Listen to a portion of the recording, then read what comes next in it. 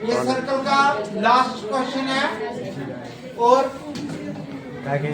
इसमें क्या फाइंड करना है आपने कि जो अपोजिट साइड्स हैं क्वाड्रिलेटरल की circumscribing a circle subtract supplementary angle at centre. एक सर्कल है, डायग्राम पहले भी आपने की थी, ये 1 2 3 और 4 ए बी सी डी, ये सर्कमस्क्राइबिंग ये सर्कल कर रही है और कहां टच कर रही है, ई एफ जी और H. Okay, now you see that, बेटा बाद में लिखना क्या नाम इसका, शिवशाद इधर काम टू दिस। अब हम क्या करेंगे, यहां पे ये सेंटर है, ये एंगल हो गया, ये ओ है, हमें प्रूव करना है angle A O B plus angle D O C, opposite side वाले एंगल जो है उनका सम कितना है, 180 सप्लीमेंट्री है, मीन 180 है। ओके, अब आप इसको यहाँ पे ये कर दो, ये ज्वाइन यहाँ कर दो, यहाँ कर दो और यहाँ कर दो, ये हमने कर दिया। तो सबसे पहले हमें given as A B C D is a quadrilateral circum describing a circle with center O, circle centre O को सर्कमस्क्राइब कर रहे हैं। अब मैं नाम रखता हूं एंगल का, यहाँ 1 2 3 4 5 6 7 एंड 8। ओके, यहां तक क्लियर है आपका? किसी का क्वेश्चन है, यू कैन आस्क मी। कोई क्वेश्चन नहीं है?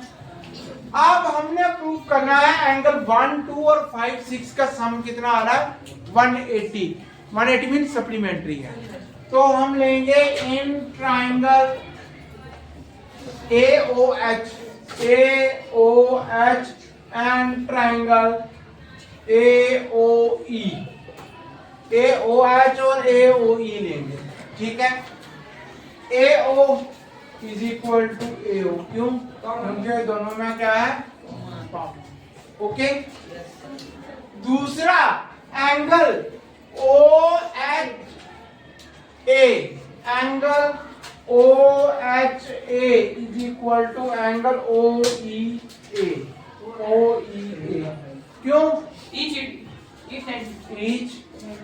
90 degree, as radius is always perpendicular to the tangent through point of contact।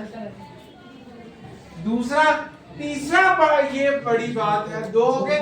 तीसरा जो है OH is equal to OA, radius of same circle, radius of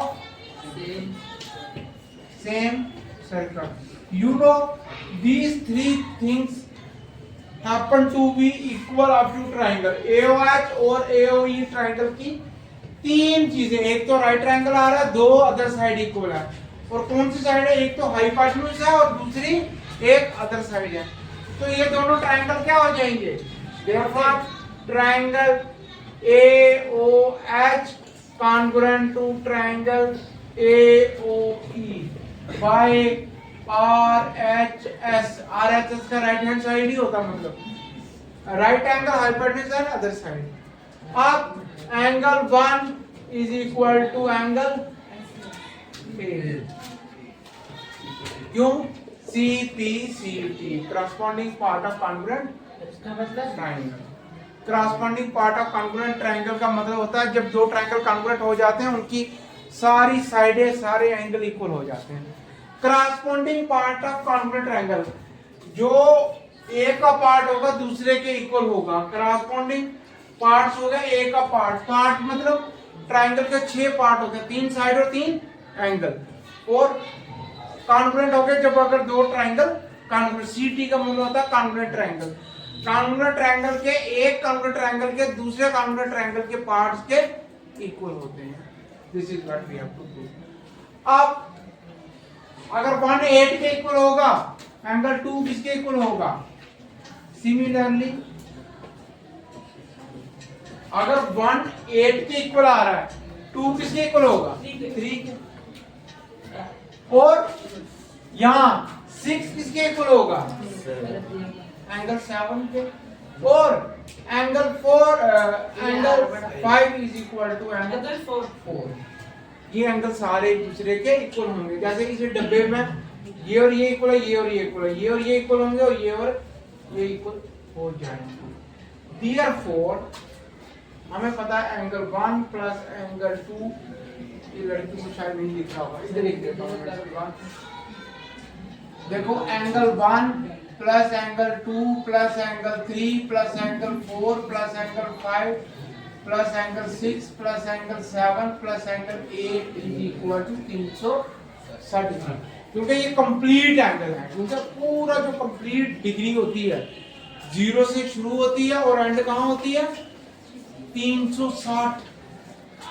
जो पूरा डिग्री का एंगल होता है, आपने डी देखी होगी, आधी होती है और अगर आधी और मिला जाए पूरी वन, पूरा 0 से शुरू होता है एंड इट इज 360 डिग्री। आधा जो आता है 90, पहले थोड़ा 90 आता है, फिर 180 आता है स्ट्रेट, फिर 270 और 360 जहां से चला वहां पर। ये देखो जहां से चली वहीं पे सारे एंगल ऐड हो गए, तो सब एंगलों का सम कितना होता है? 360। अब यहां पे सुनो, हमें 1 2 के इक्वल है, एंगल 1 8 के इक्वल है। 1 और 8 की जगह मैं क्या लिखूंगा? एंगल 1। 2 जो है 2 2 1 और 2 है ही है। 3 किसके इक्वल है? 2 के। एंगल 2 और 3 की जगह भी 2 लिखूंगा। फिर एंगल क्या है? 4 किसके इक्वल है? 5 के।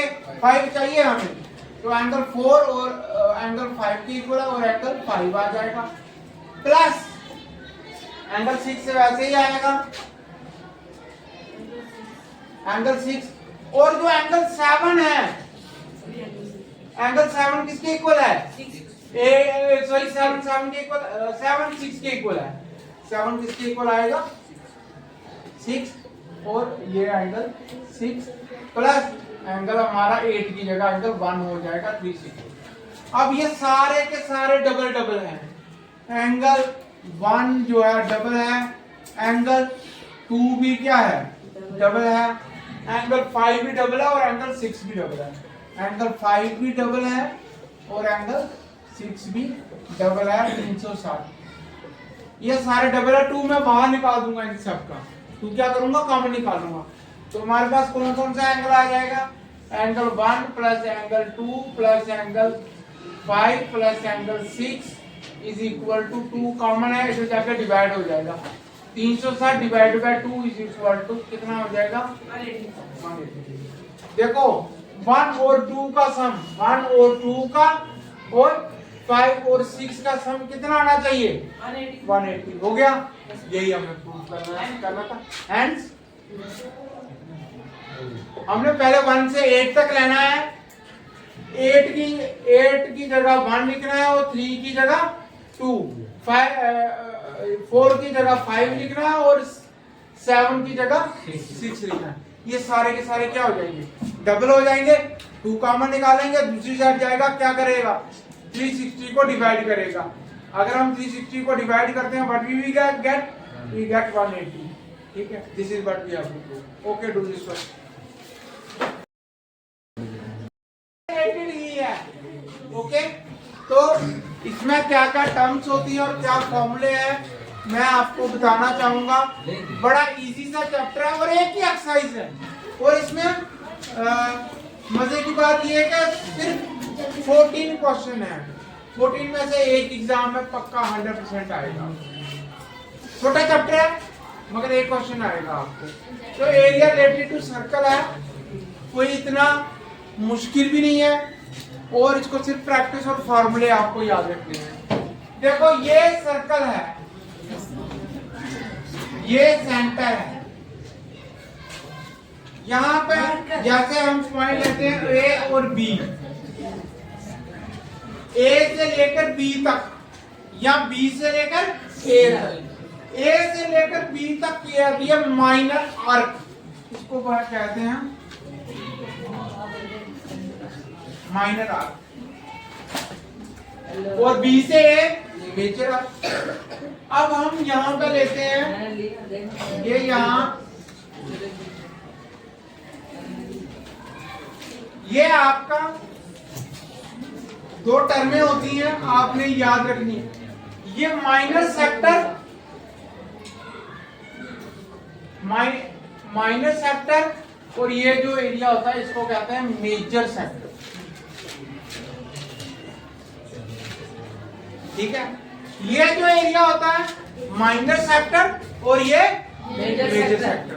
ठीक है, ये हम निकालते हैं और इसका फार्मूला हमारे पास, हम फार्मूला लगाते हैं जो भी theta by 360 multiply pi are square. अगर छोटा होगा तो ये छोटा एंगल आएगा, अगर बड़ा होगा बड़ा। ठीक है, अगर किसी में सपोज ये 100 दिया हुआ है, अगर हमें माइनर का निकालना है तो हम 100/360 मल्टीप्लाई पाई आर स्क्वायर करेंगे। अगर मेजर का निकालना है तो बाकी एंगल कितना है, 360 में से 100 माइनस करो तो कितने रहते हैं, 260। जितना एंगल होगा उसको pi are square, area of circle आपको पता है क्या होता है, पाई आर स्क्वायर से मल्टीप्लाई कर। Okay, any question? अब हमारे पास एक और टर्म आती है, सपोज सर्कल है, यहाँ पे हम कार्ड ले लेते हैं ए और बी, ये ओ है, ये जो इसके बीच में एरिया आता है इसको कहते हैं माइनर सेगमेंट। माइनर, इसके अलावा जो है वो क्या होता है,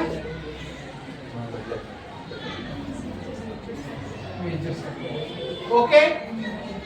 अब इसका एरिया निकालने के लिए हमें क्या करना पड़ता है, पहले एरिया ऑफ सेक्टर निकालना है, फिर माइनस करना है एरिया ऑफ ट्राइंगल। ये जो ट्राइंगल है, ट्राइंगल का एरिया जब हम माइनस करेंगे तो हमें किसका एरिया मिल जाएगा, हमें माइनर सेगमेंट का एरिया मिल जाएगा। ओके, ये लिख लो इसको, लिखो। और एंगल जो कितना है, angle is given to us at 60। तो हम क्वेश्चन नंबर 1 है exercise 11.1 area of sector, as I told you that area of sector is equal to, what is the formula, theta upon 360 multiply pi r square, and theta is 60 upon 360 multiply 22/7 into 6 into 6, ये 0 0 cancel, 6 जा 3 जा 11 जा 3 2 जा, तो ये आ जाएंगे आपके 11 into 2 into 6 divided by 7। And you know pi की वैल्यू कई बार दी होती है 22/7, कई बार दी होती है आपको 3.1। तो डिपेंड कौन है आपको, किस क्या दिया हुआ है आपको गिवन है। ओके, अभी ठहरो। तो ये आ जाएगा आपका 22 into 6 डिवाइडेड बाय 7, ये आएगा 6 2 12 1 32/7 centimetre square. This is the area of sector. अभी बाद में लिखो बेटा, अभी मैं टाइम दूंगा आपको। एरिया ऑफ सेक्टर का फॉर्मूला लिखना है, theta by Z pi are square, और उसके बाद आपने रेडियस की जगह रेडियस पाई की वैल्यू दी होती है, पाई इज इक्वल टू 22/7। कई बार पाई की वैल्यू 3.14 होती है। यू कैन टेक, कई बार क्वेश्चन के एंड में लिखा होता है the value of pi, take the value of pi as it is, आप लिख सकते हो, otherwise 22/7। Okay, write it down.